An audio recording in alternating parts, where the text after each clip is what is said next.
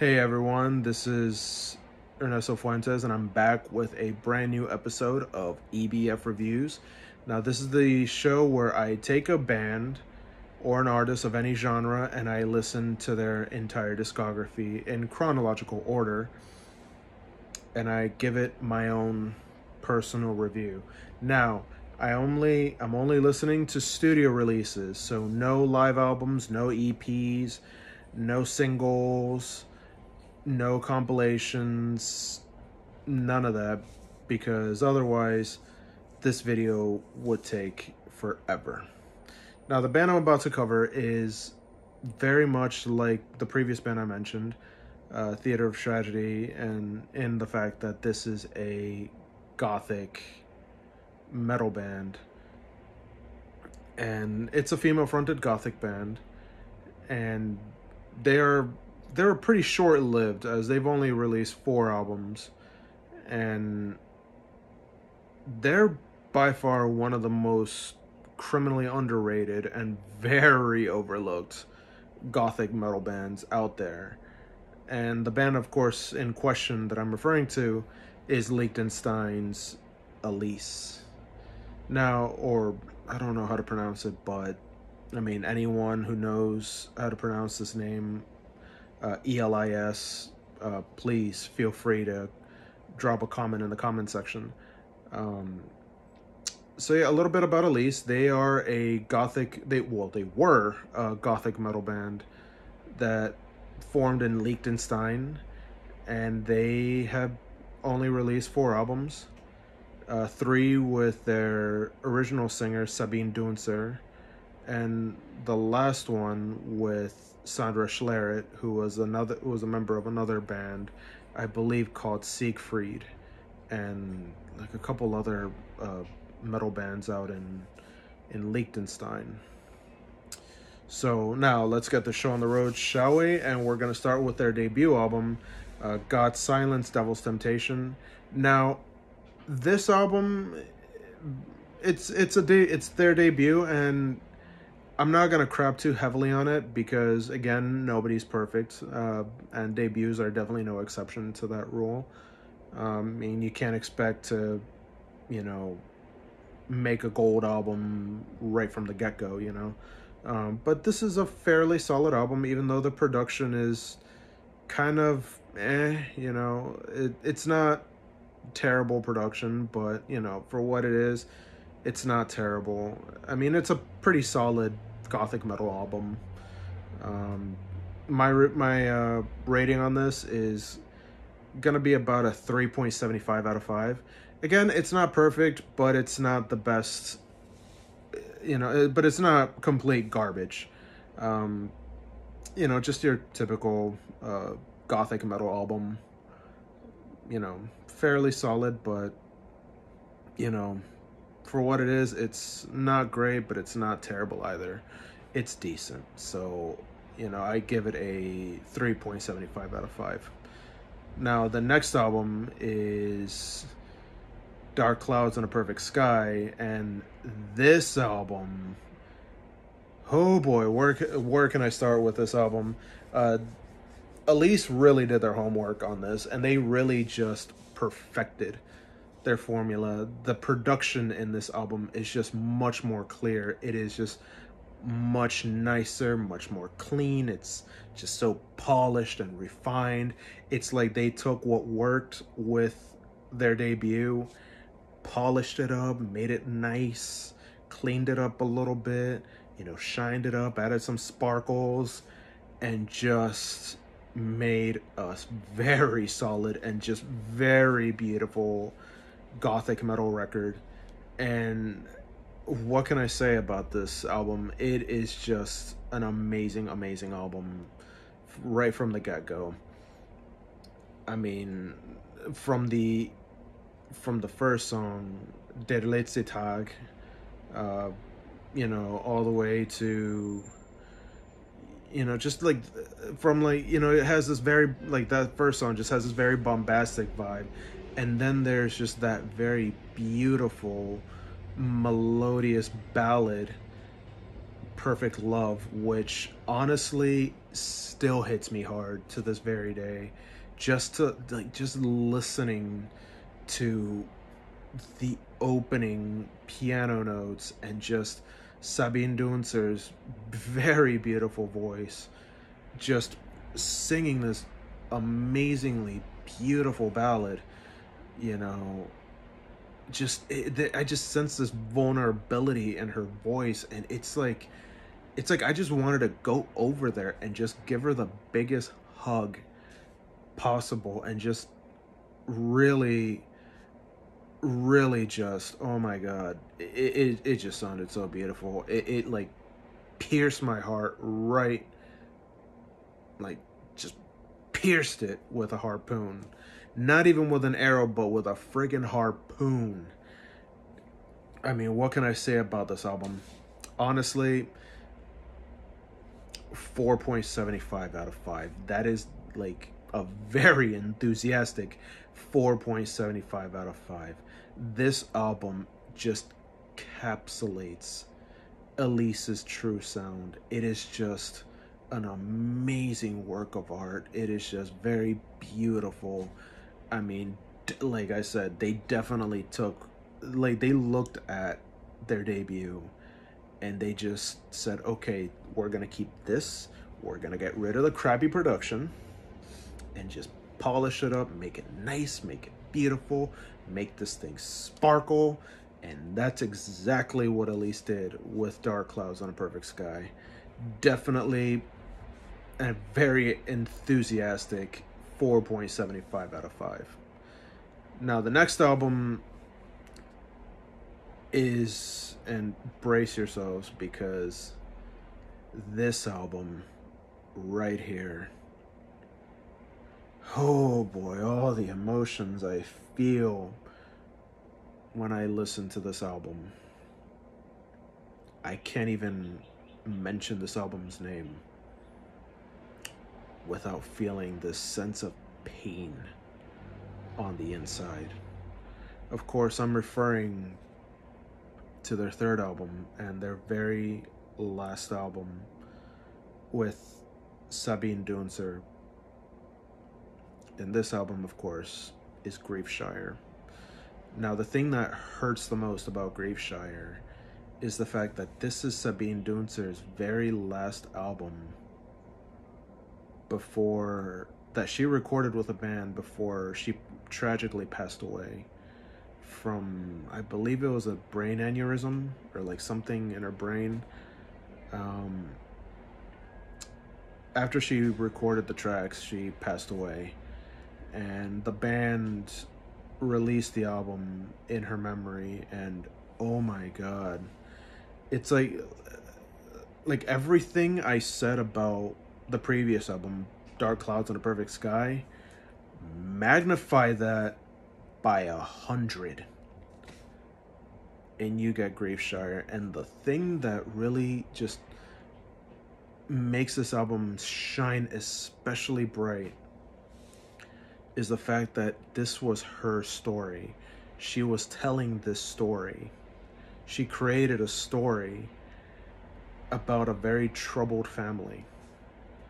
And it's like, it's one of those stories that is kind of relatable, because considering that there are a lot of troubled families out there. But it's like with this particular story, it's a bit of a fantasy kind of setting, but not, your typical fantasy, like, your dragons and your wizards and your swords and sorceries and stuff like that, but it kind of stayed true to the heart. It's like it stayed very close to home when she was just kind of writing each song from like the perspective of each character. It's like each character was telling their story in this particular album. And just listening to this album is by far one of the most haunting experiences I've ever had, especially considering that this was, again, Sabine Dunzer's last album before her tragic passing. What rating am I going to give this album? You know what? I'm just going to say it. Perfect. 5 out of 5. Like, this album, it just, it doesn't even knock the ball out of the park. It knocks the ball out of the stratosphere and into the sun. That's how hard Elis just really hit with this album. I mean, especially just Sabine Dunzer's vocal performance, the instrumentation, the writing, just everything in this album is perfect. I mean, Griefshire, I'm just gonna say it, it's their best album ever. Like, one of the finest and greatest goth metal albums I've ever listened to in my entire lifetime. Like, words can't express just how much this album just hits home to me. It's an amazing album, something that really just hits home, and it just does it in such a very beautiful way, a very beautiful and powerful way. And this is coming from somebody who was basically dying. So, I mean, rest in peace, Sabine. 5 out of 5 for Griefshire. Now, this next album, which is sadly their first and only album with new singer Sandra Schleret, Catharsis, this one really kind of felt a little bit like Dark Clouds and a Perfect Sky. It had that melody, it had that, how can I put it? It kind of had that vibe. And honestly, I think Sandra Schleret put in a good performance. You know, I think, like, her voice just sounded a little more sounded just about as powerful as Sabine Dunzer's voice. However, Sabine had a much softer, much more beautiful voice. Yet Sandra Schleret just has this very booming and just, it's a voice that just has this oomph, you know? I mean, it's a pretty solid album. I mean, it's not exactly as great as Griefshire, but I'm not gonna sit here and say it's terrible either.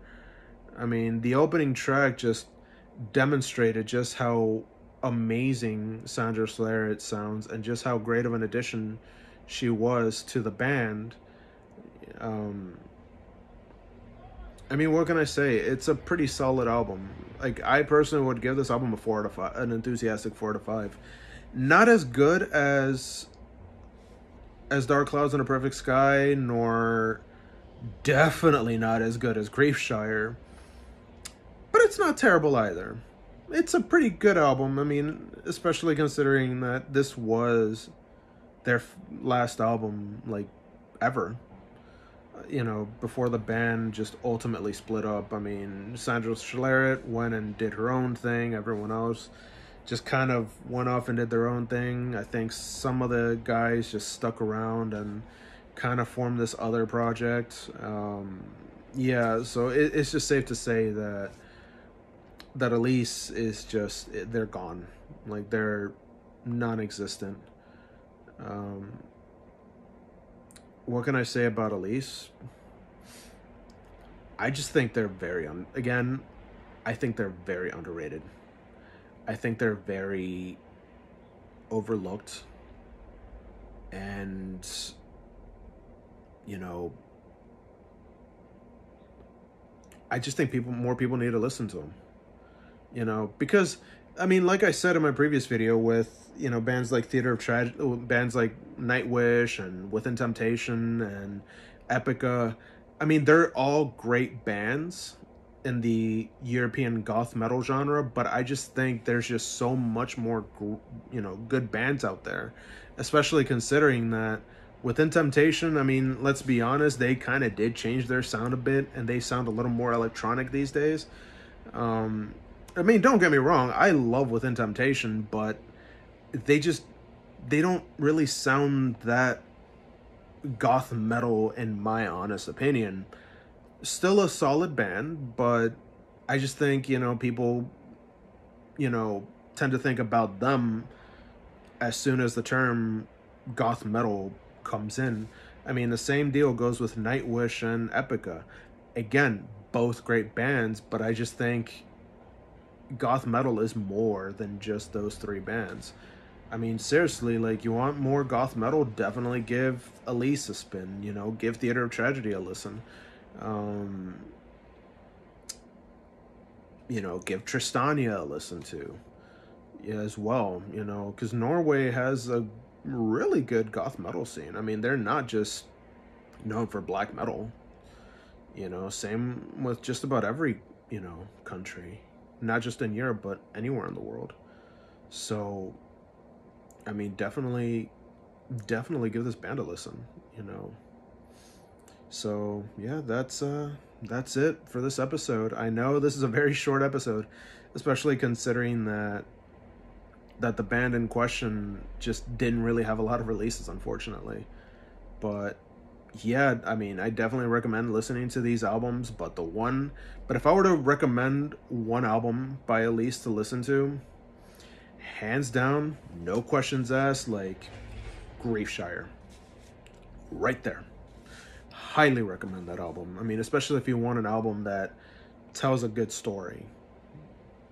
If you want a good vocal performance, if you want good instrumentation, amazing songwriting, very beautiful lyrics, something that just like paints an image in your head, definitely listen to Griefshire.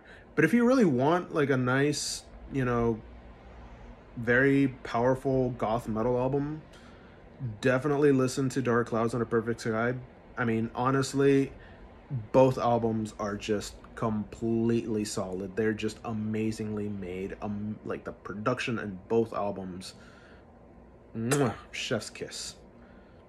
So I highly recommend those two albums if you want to listen to a new goth metal band that not a lot of people have heard of. I mean, definitely check these guys out. So that's it for my third episode of EBF Reviews. If you guys haven't done so already, please hit that notification bell as well as the subscribe button. I mean, it's going to really help me out a lot. And definitely share these videos or any of my content, with friends, family. Definitely please help spread the word around. And if you like this video, please just, again, subscribe to my channel and hit that notification bell so that you can be up to date with more of my uploads. So this has been my third episode of EBF Reviews. This is Ernesto Fuentes signing off. Now stay awesome, stay metal, stay safe, and most of all, stay badass. Cheers.